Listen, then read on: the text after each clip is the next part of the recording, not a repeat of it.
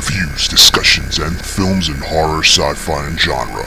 This is The Horror Deconstruction. Like, share, and subscribe to hear more. What's up, everybody? It's The Horror Deconstruction. You can find us on Instagram, Facebook, most likely on YouTube. Give us a like, share, and subscribe. Hit that bell icon. Hit that thumbs up. Let people know you listen to the show. Oh, you don't? Anyway, my name is KOMP, and here with me is... Options and advanced features. And today's film is... When Evil Lurks. When Evil Lurks. Original title, Cuando Accesa la Maldad. In a remote village, two brothers find a demon-affected man just about to give birth to evil itself. They decide to get rid of the body, only to end up unintentionally spreading chaos. Directed and written by Demian Rugna, starring Ezequiel Rodriguez, Demian Salamon, and Silvina Sabater. And I'm sure there's more people. But this is the recent really tell that you are a Hispanic person. Thank you. I wasn't wearing socks when I said that. This is the 2023 release by the director who did the original movie that we did a couple of years ago called Terrified. That... Remember I had that scene with that little boy corpse sitting at the table and they didn't know how it got there? Well, the part I remember liking is the banging noise, and then you see that it's the wife floating around dead or whatever. Yeah, she was getting choked she was getting strangled in the shower, right? Or something like that. And the guy was trying to stop it. And then there was another scene where guys like a wall with a hole in it. And then at one point doesn't his chair get pulled back or something at one point? Yeah. And there's I remember thinking it was okay. Not being super impressed, but Same. I felt the same way, that I thought it had potential, but it felt like it was more of a movie that had vignettes than it was actual telling a story. Like it was a director going, I'm going to sketch you this way, and then I'm going to sketch you that way. But there was no real, it's not through way. I can do that. I'm allowed to do that. So here we are with When Evil Lurks, which got released on Shudder through IFC Films. I think it's better than Terrified. I don't know by how much, but let's get into it. I definitely think it's better than Terrified. So what is When Evil Lurks about? It is, I guess, sort of like a post-apocalyptic world where it's a normal thing that people get possessed by demons or whatever. But I don't know. I thought the way it handled it, I've never seen that take on it before, it was a very original take as far as I know. In what sense? The whole way, the process of the rot-ins, and then it has to, if there's rules that you have to follow, if you kill it, it makes it worse. I've never seen that before. With guns, right? Yeah, no, yeah. There's some neat world building lore in this movie, where there's people that are sent to, I guess, destroy. There are people in this world. There are people, cleaners that are. Thank you. I was looking for the word. They are sent to specifically look for infected or possessed people and take them away, and they have devices to kill these people, which we don't actually see being used until the very end, and it's not even used. And so we'll be spoiling the movie, but as a general output, I say yeah, go watch the movie. I don't know what you say. Yeah, I'm sure. I think definitely watch the movie. Yeah. So there's a tinge of, it's a makeup of three different things. I think it's it has that sort of really well done sort of Spanish, morose, depressing film. You know what I mean? And it also has some sort of a little bit of Evil Dead to it. But I think every time we see a possession movie, specifically that has weird sort of genre things to it, there's always some of the effects are just disgusting. Yeah, and then there's also obviously it's a mix of both Evil Deads, the super serious ones where you can't have any fun with it, but then also the fun type of ones. It's definitely less funny than what I think of Evil Dead. Right, it's way more serious, but it's got that grotesque. I'm entertained more by this than the new Evil Dead movies, if that means anything.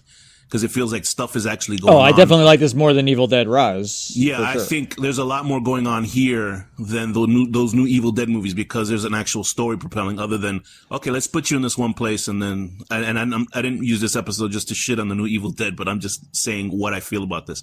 So there's these two brothers. I still like the new Evil Dead. This is better, in my opinion.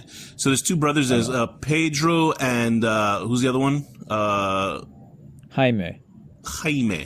So they're sort of living almost the poverty level, right? At this farm, in the middle of in the farmlands and stuff, and they have neighbors that everybody's sort of like sectioned off, and they're afraid of their electricity. Right. So it's like really living hardcore, like off the land kind of thing. And they're noticing like the crops are going bad and stuff like that. So in most sort of countries, like I think like Hispanic people and Latinos are very religious, and they do believe in a lot of superstitious things.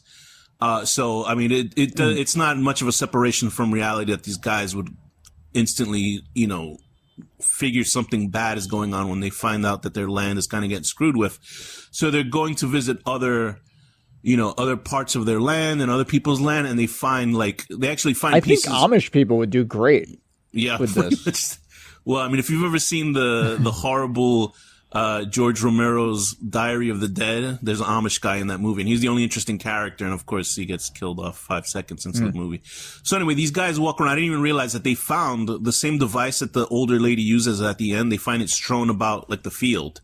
So that cleaner was trying to go and take care of it. It basically looks like a broken Jumanji, like a Jumanji game set. And it looks like there's a piece of an Oculus or something, some weird stuff in there. So anyway, they're going and they're like, it reminded me of those compasses you use for drawing. Sorry. Right. No, yeah, you're right. And then so they're walking around with their shotguns, and the younger brother is Jaime, right? He's the one that has a little French artist hat, and although he's not an artist. Yeah. And so they're walking around, they find pieces of a guy in some field, and they're like, what the hell is this? They don't know what's going on. So for a second there, you think it's sort of a murder mystery type of thing, and thankfully that does get solved later on in the film. I had forgotten about that by the end of the film. And so they visit this one lady. Yeah? Oh. They visit this woman, and they see, they're like, hey, do you know, there's a piece of a guy, like scattered about, and then all the animals are acting crazy. Their dogs are going nuts. And so they go inside this house, and it's this older woman and this little boy, and then there's what is inside the bedroom? A big, smelly shit. Actually, I thought this was really grotesque. A really gross, fucking possessed dude that I guess is like the first step of this process of evil. Like he's basically pregnant with evil or whatever. Yeah. Which is a cool concept. I've never seen that before. I like the way they handled it. It was cool. He looks cool. He looks like a mix of like puppetry, but like a guy in a suit, obviously. Like the effects are really well made. Like the way that the monsters look in this film. It's not like lazy crap. It's like I'm just going to go every 5 seconds talking about Evil Dead with people with yellow contact lenses. It's like they actually look like grotesque. Like they took time to... oh my God. It was really good, the effects. So they go and they visit the local police, and the police basically don't give a rat's ass, right? They're basically like, oh, we'll take care of it. But this has been going on for a year that the guy's been infected like this. So the cops are obviously doing anything. And we ended up finding... Cops are doing what they normally do in bad situations, showing up after it's too late. God forbid if it... nothing. And they didn't shoot first and ask questions, at least. They didn't even do that. That's how lazy these cops are. So there's also a theory towards the end of the film where the farmers believe that the government is doing this on purpose, letting the farmlands get taken over by evil, so then they could just kind of step in and take the land from these poor people, which is interesting, but I don't think it's ever honestly, I think that would happen. Oh yeah, sure. It's eminent domain by use of demonic possession. Not the government, but like whoever has the money would true. Definitely take advantage of such a situation, for sure. They end up running into this other farm guy who's a little bit more proactive in his eradication of demons, but he ends up making a big no. I think that's Ruiz, played by Luis Zembrowski. And he's like... How did they know... I was a little confused by one scene. How did they know that particular sheep or goat or whatever was like a bad one. Like, yeah, I don't understand that either. I when guess, they shoot, I mean, I don't think the lamb or the goat or whatever the hell it was like it didn't look really particularly different. Maybe I'm not sure, but I think because the mother, maybe it was just a feeling of evil. Yeah, probably. And plus the lady was pregnant, so maybe she could pick up on something else. You know what I mean? Like, that's usually how these sort of you know, weird. But they didn't like say anything that I missed, like, oh, the goat like killed another goat, or like, okay. The lady just walked out of the house. She was the pregnant lady of this guy, this hardcore guy. But this happens after they decide to take the guy, the possessed guy, in the back of the truck, and then as they're driving, they swerve and almost hit a stupid kid on a bicycle. Although I think the driver's kind of stupid because he's the one not even paying attention. And the body falls off the truck, but they don't even bother to go back to look for it. So I guess he must have fallen where that school was, where the little kids were, and they must have just, pulled him out and did whatever they did with him. And so, by the time they come back, they're like, he's far enough. So their whole point was to keep this guy away from the whole, if we make him far enough away from this area, then maybe the possession or the dark, whatever miasma that he's bringing to this area will go away. But that's not the case. For some reason, they made it worse. And they They set the rules that you can't shoot these demons with guns for some reason. I guess that's more modern weaponry. You can't shoot them because although it's all steel, it's I all have the same thing. my whole interpretation of the rules. Go ahead. What do you think? I think the whole movie is just about being able to control your emotions and having self-control. Oh, really? Because, they're constantly being tested to, not lose their temper, not kill these things, whatever. And, they just keep panicking and acting impulsively and doing the stupidest things against the rules. Like, if they just breathed and stayed calm and, stopped panicking, they would be perfectly fine. Yeah, and you don't really, I don't know what this demon stuff is affecting. It doesn't really show. I guess maybe it's bad crops or something, but you don't really see what's. Do you know what I mean? What's the probably work they of the could demons? feel it though, I guess maybe they have disturbed colons or something, and that's bothering them. But so it's pretty easy for I guess these people to feel that these monsters are going on. And I will say I was pretty surprised at how hardcore this movie gets. I mean, people had said, I read, there's some shocking shit in this movie. The poster of the movie is obviously the woman in silhouette, with an axe to her face. With the axe. And that scene alone is, amazing. As I was watching it, and then I was like, oh, she's only with an axe, so I know what's going to happen because the poster is a person with an axe to their face. I thought I had no idea what this movie was about. I thought it was about some possessed woman on a farm. But and I don't give a rat's ass about possession movies unless it's sort of, genre movies and stuff like that. And unless it's Exorcist, obviously. And so they... Not the new one, though.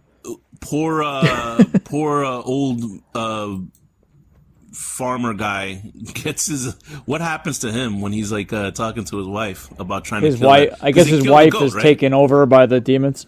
Yeah, they kill the goat, and then immediately the wife kills him because I guess the goat's evil went into her or something. Yeah, it's beautiful effect. It's well done. It's a good mix of digital and practical effects in this movie because she hacks at his face with an axe and he's gone.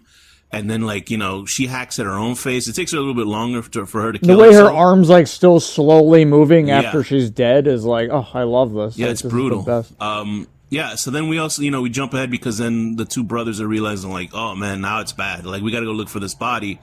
But they think that it's already bad because the guy had killed the goat with the gun. So that means it's all spread. So it's time to get out. No matter what, you got to leave.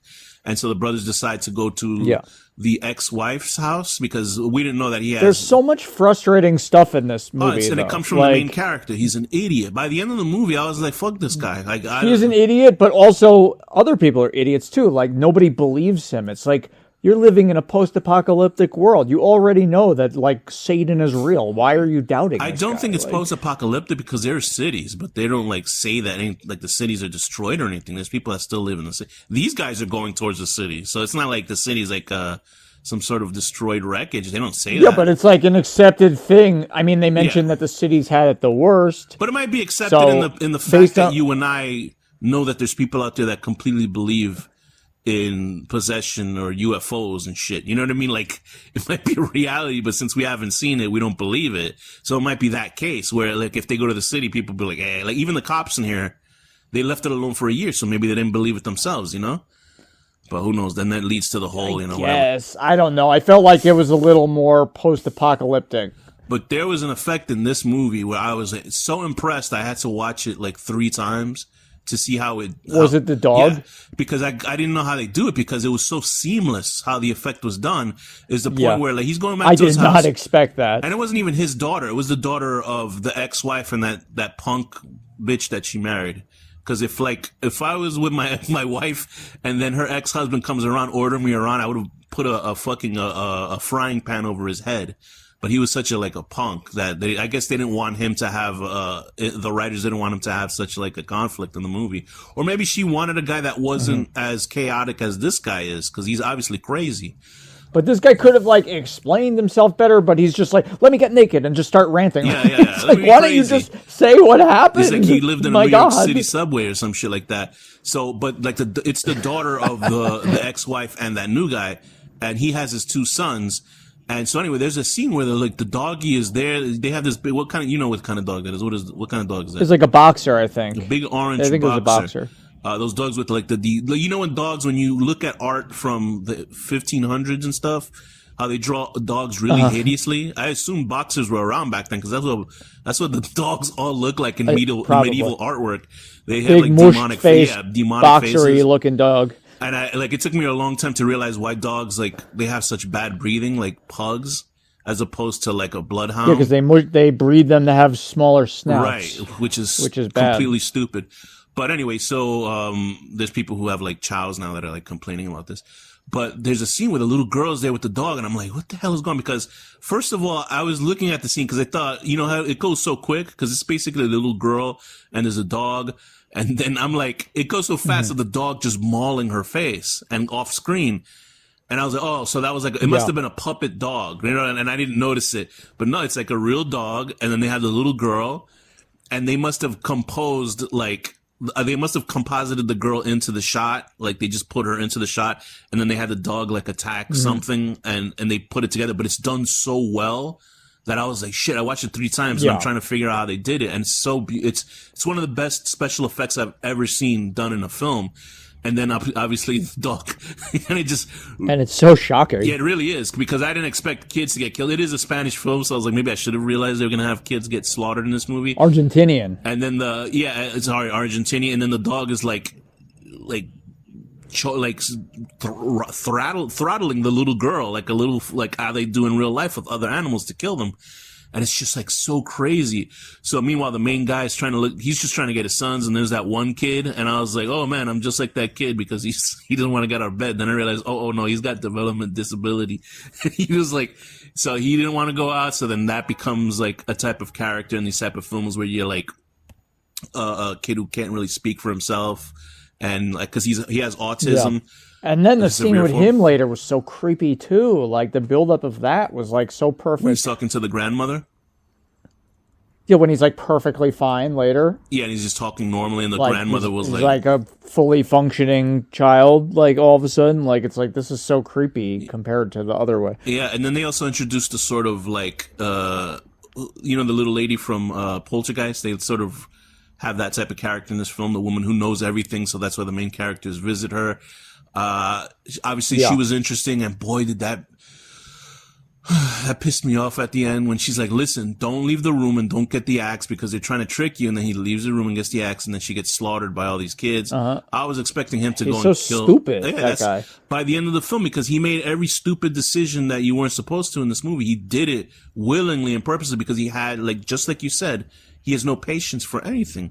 And so by the end of it, I was like, he has no control over his emotions. I really was like, fuck this guy, fuck him. You know, because he's so impatient. No wonder that wife left him. Yeah, but then it's like, if I was in that situation, like, would you act I've been in like life or death situations and I've handled myself okay, but I've never been in like supernatural life or death situations. True. So, I don't know. Maybe I'd be horrible. I don't know. So they set up a whole thing with this school with little kids, and like you really don't know where this movie's going, and it doesn't go where I think where I thought it was going to go. I thought maybe they were going to have to battle kids in this movie. It was going to be some sort of Children of the Corn type of thing at the end. They do get some good punches in. Was there anything that didn't work with you for this film? Honestly, I really liked everything. Oh, really? I thought it was great. What was the best thing about this movie for you? So I really liked like the rules of like how to fight the demons, and like you can't kill them because it's like a loss of like emotional control, and like all these like specific things about like electricity and stuff. Like it was just cool. Like I've never usually most possession movies are just like either nonsense or like very boring and like cliche. So even like Evil Dead, I love Evil Dead, but like the rules aren't so like drawn out. It's kind of a little random, like, you know, and there is some like groundwork obviously, but like it's not as like specific. Like this felt like you were like in a video game or something. Like you have to like everything is like written out, like you have to follow this exact sort of thing. I don't know, it was cool. So you like when like it felt very like a lure, like a comic book lure sort of thing. Like that's how it felt to me. So you like horror films that have like a specific like set of rules that you can't, like say like a zombie movie, you know, how to kill a zombie, or how like The Ring, you know you have a certain amount of days to like show somebody else to take. Well, it's like with like vampires, like some vampires, like the garlic and so like sunlight, it's not like and pulling, whatever. Like you have to get them in the heart, right? Like, so it's not like pulling stuff out of its ass out of nowhere just to like keep the movie interesting. exactly. Like, you actually have although I like things that are chaotic and pull Right. things out of their ass too. Like, but they should have some semblance of reality. It was where cool. It's just like not happening for no reason.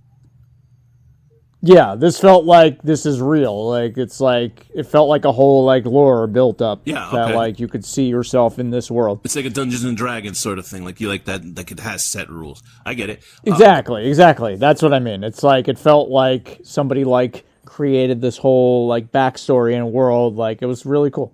Yeah. I like that. That makes sense.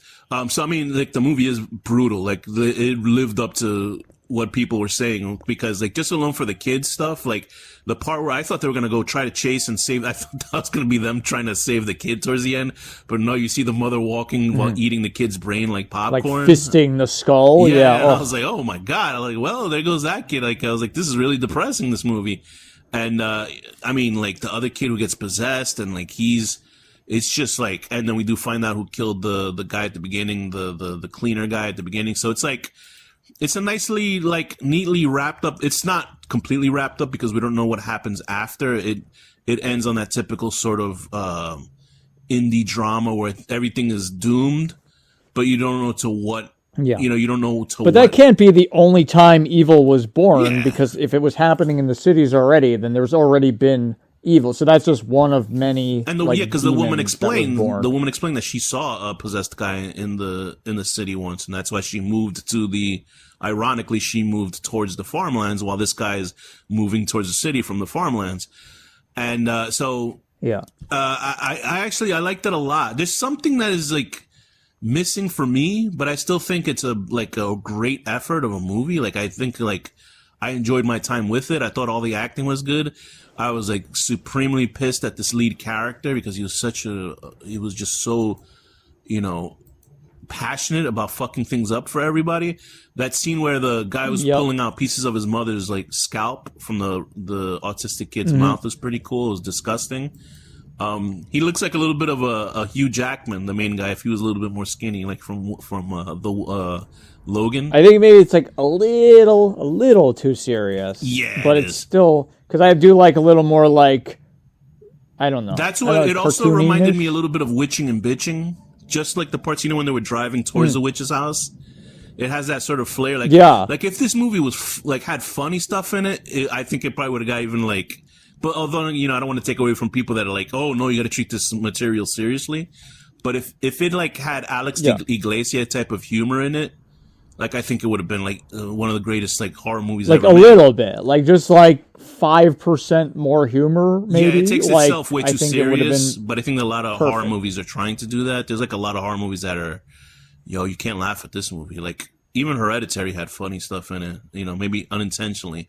But, you know, people have been saying this is the horror movie of the year. I don't know what you think about that. I got to, like, think back of what the hell I saw this year. I kind of agree, based on the horror movies I've seen this year, which isn't that many, actually. But, like, I did love it. Like, I thought it was great. Yeah, I thought it was pretty cool. I thought it was a pretty solid horror movie where, like, it fucking promised you gruesomeness, and you got it. Like, there's no kidding about that. And it had good, you know, spooky violence, had a great vibe to it. They even have what's the name of the director of Jeepers Creepers? I don't remember, the pedophile guy. Yeah, it even had a little scene for him at the at the end. Did it? Victor Salva with the little dude boy walking out the when I had a little kid who emerged from the demon, I was like, please tell me they CGI'd this kid, because he's like a young boy covered in blood, naked, and I'm sure Victor Salva's like, this is great. Anyway, we always got to end the hard deconstruction with a pedophilia joke. Yeah, so what rating would you give When Evil Lurks 2023? I give it a 9 out of 10. Following your ex-wife and your child, only to see your ex-wife fisting your child's head. Well, actually, no, it was the brother. Yeah. So your nephew and your what would it be? Sister-in-law? Ex-sister-in-law? Yeah. Only to see your ex-sister-in-law fisting your nephew's head. There was also like a little like allusion that the brother, he was dating that older lady, and I think she was a teacher of his, so it might have been some sort of like sensuous, scandalous affair between a student and a teacher. He was banging up those old guts. I too, well, not two, but I would give this movie an 8 out of 10. Telling somebody not to get an axe, and then they get an axe, but by the time they get the axe, you're getting the axe. Get it? And with that, what's the final word? Retouch.